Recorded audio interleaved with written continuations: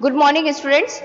हम बात कर रहे थे इंडस्ट्रियल रेवोल्यूशन की, और इंडस्ट्रियल रेवोल्यूशन में अभी तक हम लोगों ने देखा कि किन किन तरीके से इंग्लैंड में क्या क्या ऐसे पर्टिकुलर रिसोर्सेज थे, पर्टिकुलर फैक्टर्स थे जिसकी वजह से इंग्लैंड में इंडस्ट्रियल रेवोल्यूशन, औद्योगिक क्रांति जैसे बड़ा परिवर्तन देखने को मिलता है। लेकिन हाँ, इसका कतई मतलब ये नहीं है कि केवल यूरोप में इंग्लैंड ऐसी कंट्री थी। इंग्लैंड एक ऐसा देश था जहाँ पर इंडस्ट्रियल रेवोल्यूशन शुरू हुआ। अलग अलग सभी देशों में भी इंडस्ट्रियल रेवोल्यूशन शुरू हुआ था, लेकिन हाँ, सबसे पहले इंग्लैंड में और बहुत तादाद में। ठीक है। और इंडस्ट्रियल रेवोल्यूशन ने किन किन को जन्म दिया? उपनिवेशवाद को, वाणिज्यवाद को, राष्ट्रवाद को। ठीक है। इन सभी चीज़ों को जो जन्म देने वाला है वो सारा कौन था? Industrial revolution. अब थोड़ा सा फास्ट हम लोग ब्रीफ में जाते हुए देखेंगे कि क्या हुआ था। मैंने जैसे कल की क्लास में आपको बताया था कि धर्म सुधार आंदोलन के फलस्वरूप बहुत सारे फेमिनिन, यानी कि एक तरह से बोल सकते हैं कि ये आपका वॉर है, डिजीज है, स्ट्रिक्टर क्वारंटाइन मेजर्स है, the eliminator of black rate है। यानी कि जब पॉपुलेशन बढ़ी, यानी कि जब हम बोलते हैं बहुत ज़्यादा प्रजा, बहुत सारे पीपल्स, पॉपुलेशन जब बढ़ी तो बहुत सारी बीमारियां बढ़ी, शक्ति का गतिरोध स्टार्ट हुआ, बहुत अलग अलग तरीके के हम लोग मतलब इम्बैलेंस जिसे बोलते हैं ना, वह चीज़ जो है वो शुरू हो गई।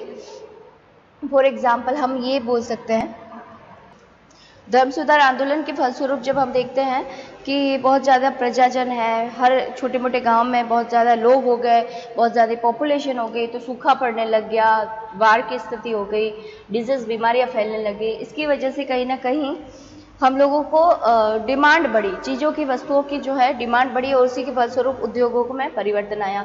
हिस्टोरिकल सिग्निफिकेंस कल हमने बात करी थी कि the industrial revolution changed human life drastically, ये कल मैंने बताया था। More was created in the last 250 years, मतलब कि लास्ट, आज से हम लोग देखें 250 ईयर्स में जो चेंज हुआ वो बीते हुए 2500 वर्षों में भी नहीं हुआ।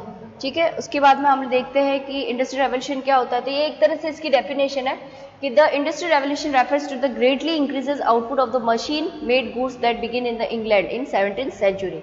मतलब एक तरह से बोल सकते हैं कि जो सामान है, जो वस्तु है, जो उद्योग है, वो जब इंग्लैंड में सबसे पहले मशीनरी के थ्रू बनने शुरू हो गए तो इसे ही इंडस्ट्रियल रेवोल्यूशन की संज्ञा दी गई।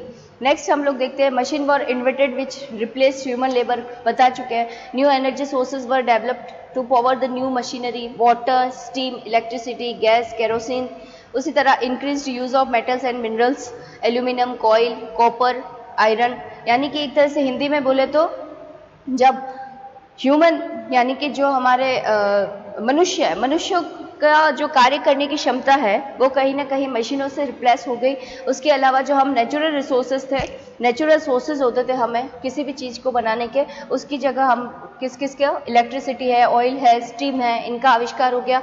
और उसके अलावा मेटल्स एंड मिनरल्स, यानी कि एल्यूमिनियम, कॉयल है, कॉपर है और आयरन है, इनकी बहुलता, प्रचुरता की वजह से इंडस्ट्रियल रेवोल्यूशन पॉसिबल हो चुका।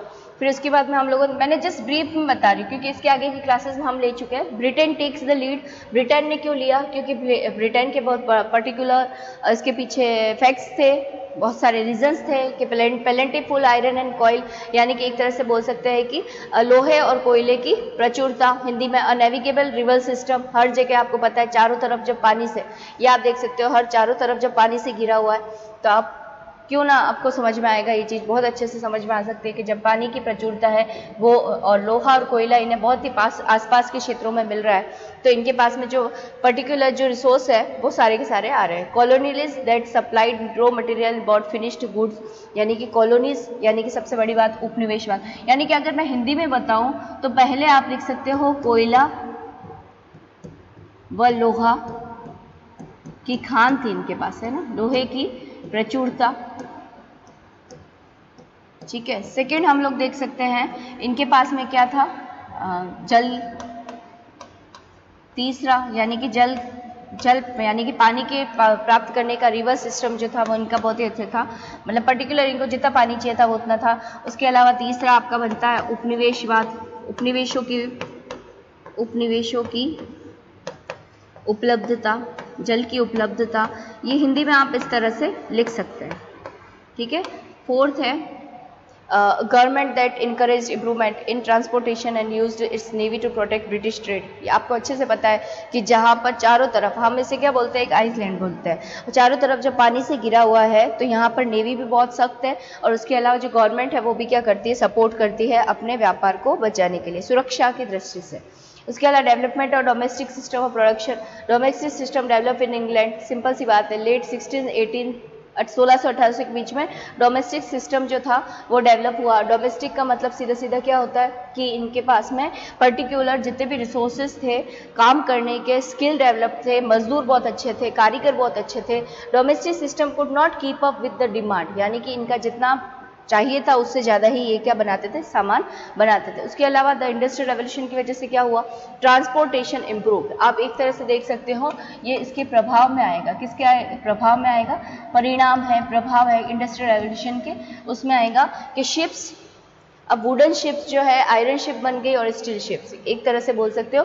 ट्रांसपोर्टेशन में किस तरह से परिवर्तन आया कि पहले जो जहाज होते थे पहले लकड़ी के बनते थे, फिर किसके, लोहे के बनने लगे, और उसके बाद में स्टील के बनने लगे। उसी तरह wind power sails, steam power boilers में क्या हो गई, चेंज हो गई, ट्रेन्स आ गई, ऑटोमोबाइल्स आ गए, कम्युनिकेशन इंप्रूव, कैसे टेलीग्राफ आ गया, टेलीग्राम आ गया, उसके अलावा रेडियो। तो आप ये सिंपल सी चीज़ें आप इसको याद कर सकते हो।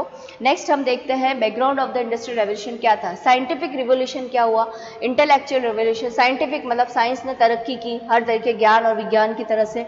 उसके अलावा इंटेलेक्चुअल रिवोल्यूशन यानी engaged learning and research for the better the newer layer of doing things, यानी कि जब धर्म सुधार आंदोलन हुआ, पुनर्जागरण हुआ, उसके फलस्वरूप बहुत बहुत सामुद्रिक खोज हुई।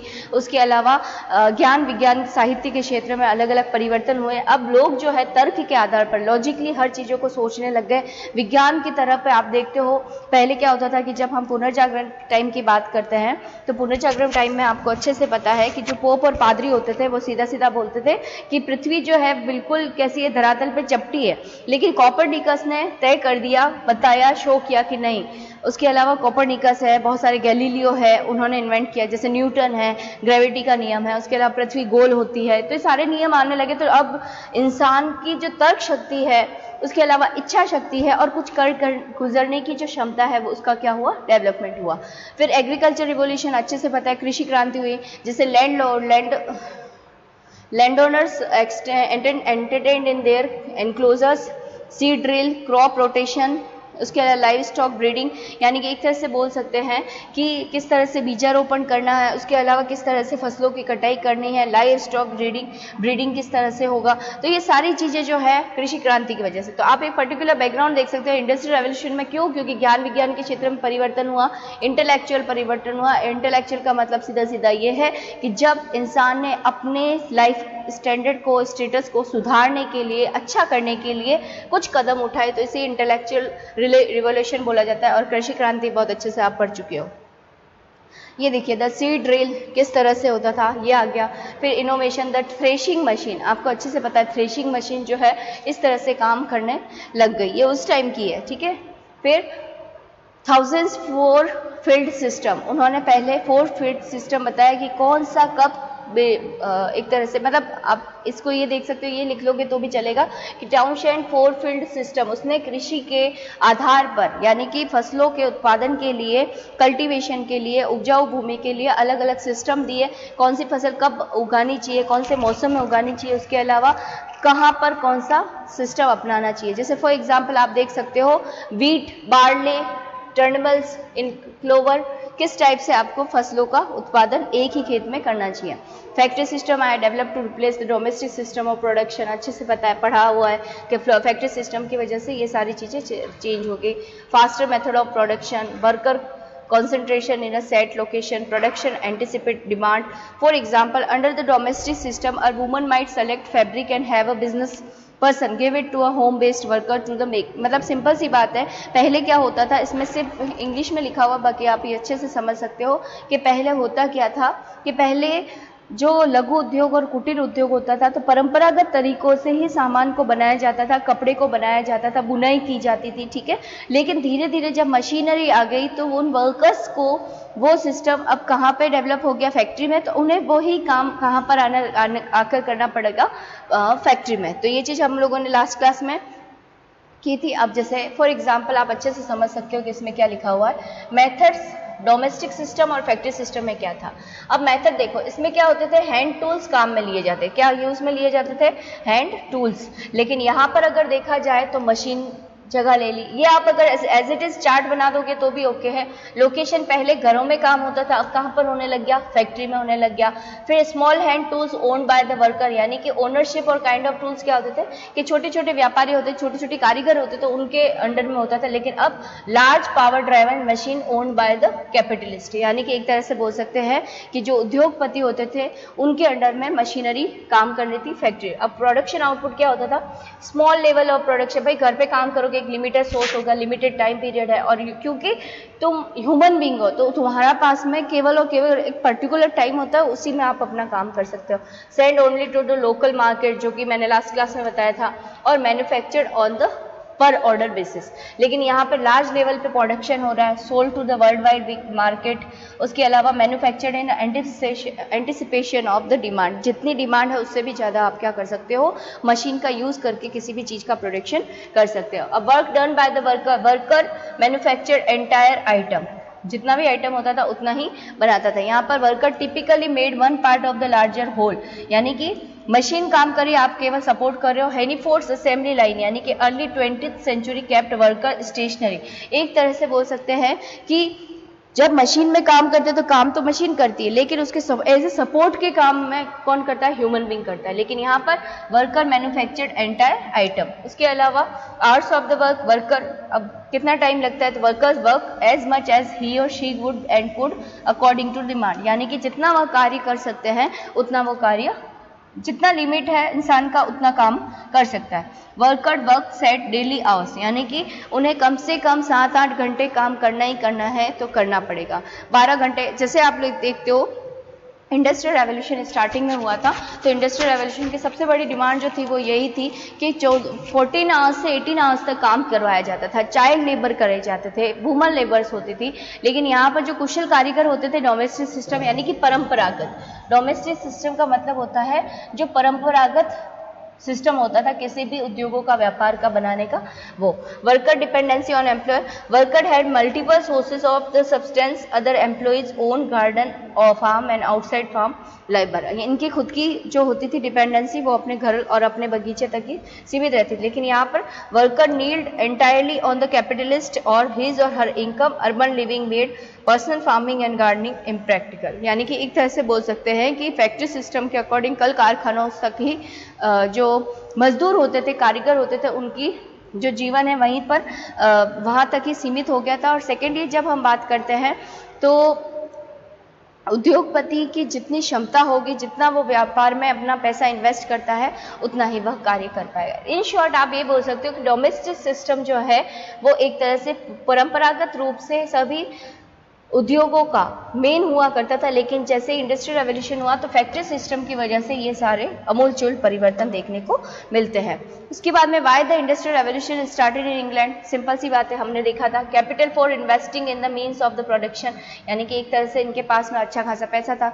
Colonies and market, manufactured goals, मैंने बताया था इंडस्ट्रियल रेवोल्यूशन की दो ही तो डिमांड होती है, एक कच्चा माल और दूसरा तैयार माल को बेचना। रॉ मटेरियल फॉर प्रोडक्शन अच्छे से मिल रहा था। ज्योग्राफिकल, यानी कि एक तरह से भौगोलिक साधन इनके बहुत अच्छे थे। मर्चेंट मरीन, यानी बहुत सारे व्यापारी थे। और वर्कर्स जो थे वो कैसे थे,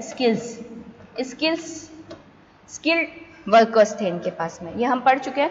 उसके अलावा England resource capital, merchant had the capital to invest in the factory system, money to buy buildings, machinery, raw material. अच्छे खासे व्यापारी थे, पैसा था तो वो क्या कर सकते थे, मशीनरी को खरीद सकते थे। उसके अलावा बिल्डिंग्स बना सकते थे, कच्चे माल को एक जगह से दूसरी जगह पहुंचाने तक का उनका क्षमता होता था। 8 colonies gave England access to enormous market and vast amount of the raw material. दिखती सी बात है, जब आपके पास उपनिवेश है, उपनिवेशों में कच्चा माल है, तो आप उस कच्चे माल की प्रचुरता की वजह से क्या कर सकते हो, अपने यहाँ पर जो कल कारखाने लगाए, फैक्ट्री लगाई है, वहाँ पर आकर आप काम कर सकते हो। ठीक है। Possessed necessary raw material to create the means of production, coal और आयरन। तीसरा कोयले और लोहे की प्रचुरता, बहुत भारी प्रचुरता में। हाँ, यहाँ पर एक चीज नोट कर लेना कि जो फ्रांस था ना, फ्रांस भी कंपटीशन में था। फ्रांस के पास में भी कोयले और लोहे की खूब खानें मिली थी। इन्होंने जब खोदा, जमीन को खोदा, माइनिंग में बहुत ज्यादा मिले, लेकिन उसमें क्या था कि कोयले और लोहे की जो खान थी, जो माइंस थी, वो बहुत एक दूसरे से दूर थी। लेकिन इंग्लैंड में क्या था, जहाँ पे कोयला मिला और जहाँ पे लोहा मिला, ये जो स्थान थे एक दूसरे से ज़्यादा डिस्टेंस पर नहीं थे। इसकी वजह से क्या होता था कि लोहे को लाया जाता था, कोयले में गलाया जाता था, भाप उस टाइम इन्वेंट हो चुकी थी, भाप का इंजन आ चुका था, और उसके बाद में मशीनरीज जो है वो अच्छे से डेवलप होने लगे। English people could freely travel from the countryside to the cities. बताया था मैंने, चारों तरफ पानी से घिरा है। इंग्लैंड की आज भी कोई भी ऐसे स्टेट नहीं है, कोई भी ऐसी सिटी नहीं है जो कि बंदरगाह से, यानी कि एक तरह से बोल सकते हैं कि बंदरगाह से क्या है, दूर नहीं है। ठीक है, तो वर्ल्ड्स लार्जेस्ट मर्चेंट फ्लीट, बस ये पर्टिकुलर रिसोर्सेज थे, सबसे ज्यादा व्यापारी थे। England resources geography, England is the political centre of the Great Britain and island. बताया था मैंने, Great Britain did not suffer fighting and on its land during the war of the 18th century. 18वीं शताब्दी में जितने भी युद्ध हुए, ठीक है, उसमें किसी भी युद्ध में ब्रिटेन ने क्या नहीं लिया, भाग नहीं लिया था। तो अपने आप से, एक तो आइलैंड है, अपने आप में सबसे अलग है यूरोप से, तो इसका बिल्कुल ही बनता नहीं है। Island has excellent labour harbours and ports, अच्छे से पता है। Damp climate benefited the textile industry, trade did not dry out, government stable, no internal trade barriers. मतलब ये सारी पॉसिबल कंडीशन थी कि एक तो आपके पास में पानी की, जल की प्रचुरता है, उसके अलावा आप ऐसा, आपका जो फिजिकल लोकेशन है, आपका जो ज्योग्राफिकल लोकेशन है, वो एक तरह से यूरोप से थोड़ा सा हटके है। तीसरा रीज़न आपका सीधा सीधा बनता है कि आपने 1817 सेंचुरी से पहले जितने भी युद्ध हुए यूरोप में, या है ना, ऑटोमन एम्पायर था वगैरह, तो उसमें कभी भी अपने आप को क्या नहीं किया, इसमें कभी भी अपने आप को इसमें पार्टिसिपेट नहीं किया। उसके अलावा गवर्नमेंट स्टेबल है, तो ये सारे रीजंस थे। Inventions for industrialization, weavers work faster, flying shuttles, spinning jennies। ये जो है फ्लाइंग शटल्स, स्पिनिंग जेनीज, ये फैक्ट्री के मशीनों का नाम है। ठीक है, water frame uses H2O to drive spinning wheels, power loom, spinning mills speed up production, move machinery to factories. यानी कि हुआ क्या था, पहले क्या था, weaves worker faster, flying shuttles, spinning jenny आई, फिर धीरे धीरे धीरे धीरे जिस तरह से प्रोडक्शन बढ़ा, जिस तरह से इन्वेंशन बढ़ा, फैक्ट्रीज ने क्या लिया, जन्म लिया। तो एक तरह से मशीनरी किस तरह से चेंज हुई। उसके अलावा necessity to the mother of invention, यानी कि एक तरह से आवश्यकता आविष्कार की जननी, ये आपने सुना भी था 10th-12th स्टैंडर्ड में, तो वही चीज़ है कि necessity is the mother of the invention. Spinning machine आई, need to speed up weaving, और पावर लूम क्रिएटेड। यानी कि जब स्पिनिंग मशीन आई, जैसे किसी भी चीज़ को बराबर आप मात्रा में जब चक्र को घुमाते हो हर चीज़ बनाने के लिए, तो उसको स्पीड अप करने के लिए आवश्यकता हुई, और इसीलिए पावर लूम जो है वो क्रिएट हुआ। ओके, मशीन के नाम है। उसी की तरह पावर लूम हुआ तो increase the demand of raw cotton, और जब invention of the cotton gin, तो ये मशीन बनी। उसके बाद में नेक्स्ट हम देखते हैं, कॉटन गिन बना तो demands for the stronger iron, iron की आवश्यकता है। Improvement in iron smelting and the development of the steel, यानी कि आयरन को सपोर्ट करने के लिए स्टील को लाया गया।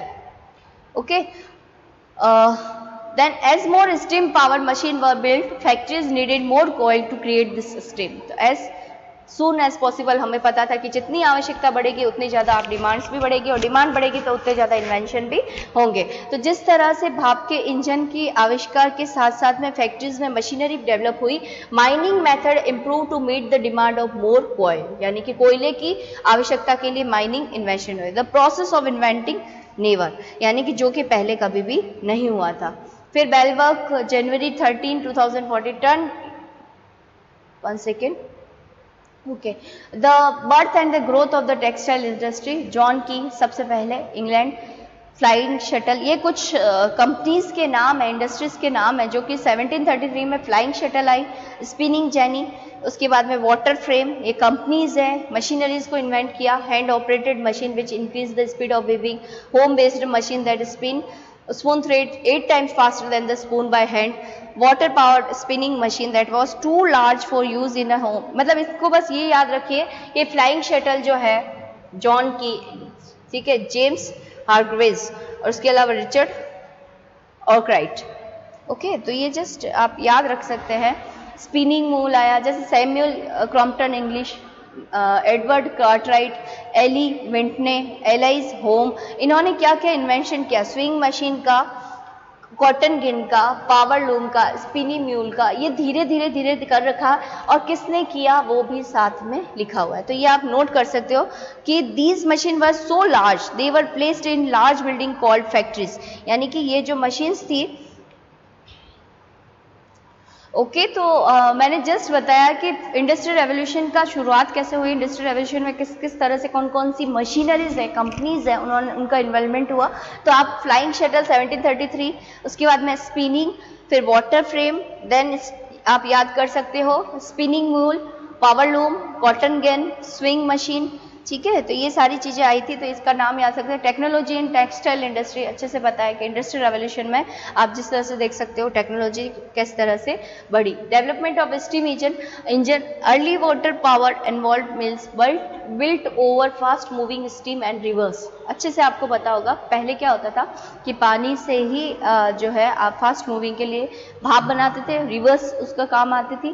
फिर problems, river far removed, not enough power, prone to drying, James world Scotland 1769। In short इस स्लाइड में आप ये याद करके लिख लो कि जेम्स वर्ल्ड में स्कॉटलैंड 1769 में improved new common steam engine to power machinery, machinery को सपोर्ट करने के लिए ये जो फैक्टर होते थे इनको रिमूव करने के लिए इसने किसके, भाप के इंजन का आविष्कार किया। देन बाय 1800 हम देखते हैं steam engine were replaced water wheels and resources of power for factory. धीरे धीरे इसमें चेंजेस हुए। देखो बच्चों इसमें आपको क्या समझना है, कोई ज्यादा वो नहीं लेना, ये है कि पहले क्या होता था हमारे पास में टीवी कैसे होते थे, बड़े वाले होते थे, सीआरटी ट्यूब आती थी उनमें, ठीक है। अब कैसे होते हैं, एलसीडी एलईडी आने लगी। तो वैसे ही चीज है कि पहले भाप का इंजन है, कंप्यूटर्स है, मोबाइल फोन पहले कैसे होते थे अब कैसे आ रहे हैं। तो वही चीज है कि धीरे धीरे मशीनों ने अपने साइज में, अपनी कैपेसिटी में, अपनी स्पीड में हर तरीके से क्या किया, चेंज किया। तो by 1800 steam engine were replacing water wheels as a source of the power for factory.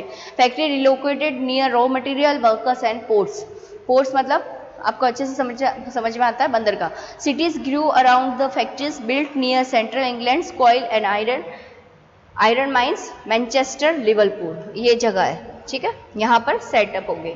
फिर ट्रांसपोर्टेशन इंक्रीज हुआ, increased production, search for more market and raw material, better and faster means for the transportation. यानी कि transportation का invention क्यों शुरू हुआ, क्योंकि जब प्रोडक्शन बढ़ने लगा, इसे एक दूसरी जगह से दूसरी जगह पहुंचाना है, प्लस रॉ मटेरियल को फैक्ट्रीज तक पहुंचाने के लिए आवश्यकता हुई better and faster means of the transformation, ठीक है। बिफोर द इंडस्ट्रियल रेवोल्यूशन क्या होता था, canal barges pulled by the mules, sheeps powered by the sails, horse drawn, यानी कि एक तरह से घोड़ों के द्वारा आपके छोटी मोटी बैलगाड़ियां चल रही थी, शीप्स चल रही थी छोटे छोटे, उसके हिसाब से हुआ। लेकिन आफ्टर रिजर्वेशन क्या हुआ, देखो कार्ट्स होते थे, कैरिजेस होते थे, वैगन्स होते थे, इनसे क्या होता था, इंडस्ट्रियल रेवोल्यूशन से पहले जो ट्रांसपोर्टेशन के सिस्टम थे वो ये थे। लेकिन इसके बाद में क्या हुआ, ट्रेन्स आ गई, स्टीयर शिप्स आ गई, ट्रॉलीज आ गई, ऑटोमोबाइल्स जो छोटी मोटी मशीनें होती थी वो आ गई, the rocket and the modern English locomotive, ये जो है आपका ये इन्वेंट हुआ। ओके, नेक्स्ट ट्रांसपोर्टेशन रिवोल्यूशन कैसे हुआ, जो रॉबर्ट फुल्टन जो अमेरिकन था, इसने स्टीम बोट का, स्पेड वाटर ट्रांसपोर्टेशन का, ये आपको एज इट इज याद रखना है, ठीक है, ये मत समझ आए, ये इंग्लिश है लेकिन इसको भी इंग्लिश हिंदी में इस टाइप से ही लिखना है आपको। फिर Thomas Telford and John McAdam, Britishers ने क्या किया, मैकडमाइज रोड्स और इम्प्रूव रोड को इम्प्रूव किया। जो पहले क्या होता था कच्चे मार्ग हुआ करते थे उनको उन्होंने पक्के जो सड़कें थी उसमें डेवलप किया। जॉर्ज स्टीफन ने locomotive, fast and transport of the people and goods. फिर जस्ट आपको नाम याद रखना है, गोटबेट डेमलर जर्मन ने क्या किया, गैसोलाइन इंजन का आविष्कार किया, lead to the invention of automobile. उसके अलावा रुडोल्फ डीजल ने क्या किया, डीजल इंजन, चीपर फ्यूल। फिर ओवरऑल एंड विल्बर राइट ने क्या किया, एयरप्लेन और एयर ट्रांसपोर्ट, यानी कि 1903 में। आप देख सकते हो आज जो हम फ्लाइट में सफर करते हैं उसका पहला जो बोलने वाला था व्यक्ति वो कौन था, ओवरऑल एंड विल्बर, ठीक है। नेक्स्ट देखते हैं स्टीम बोट, रॉबर्ट फुल्टन, इसका बस इतना बहुत है आपका, ठीक है, ये स्टीम बोट है। इसके अलावा magnetised road, strong hard road का डेवलपमेंट किया, कच्चे जो इस टाइप से आप देख सकते हो स्क्रीन पे, ठीक है। इतना बहुत है आपके लिए। उसके अलावा रेल रोड निर्माण 1830 के बाद में शुरू हुआ। इंडिया में कब हुआ था आपको अच्छे से पता होगा, ठीक है। उसके बाद में कम्युनिकेशन रिवोल्यूशन क्या हुआ, Samuel AB Morse, American, telegraph, rapid communication across continent, यानी कि टेलीग्राफ का क्या किया 1844 में सैमुअल एबी मोर्स ने इन्वेंशन किया। फिर अलेक्जेंडर ग्राम बेल, बहुत इंपॉर्टेंट, सबको पता है, टेलीफोन का आविष्कार किया। उसके अलावा साइरस डब्ल्यू फील्ड ने क्या किया, Atlantic cable, United state and Europe connected by the cable. फिर वायरलेस टेलीग्राफ का आविष्कार किसने किया, मार्कोनी ने। लीडी फॉरेस्ट, अमेरिकन ने क्या किया, रेडियो ट्यूब का। फिर व्लादिमीर ज़ेकोरिन, अमेरिकन ने टेलीविजन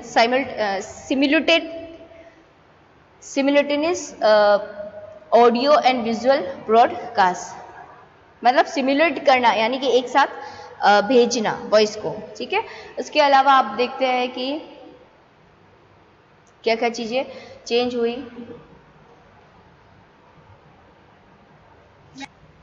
ओके, तो इंडस्ट्रियलाइजेशन सेक्शन 2 जो है हम बाद में देखेंगे। European cities go through a period of urbanisation, आपको अच्छे से पता है कि किस तरह से धीरे धीरे चेंज हुआ। तो आज के लिए इतना ही। Thank you so much. जय हिंद, जय भारत।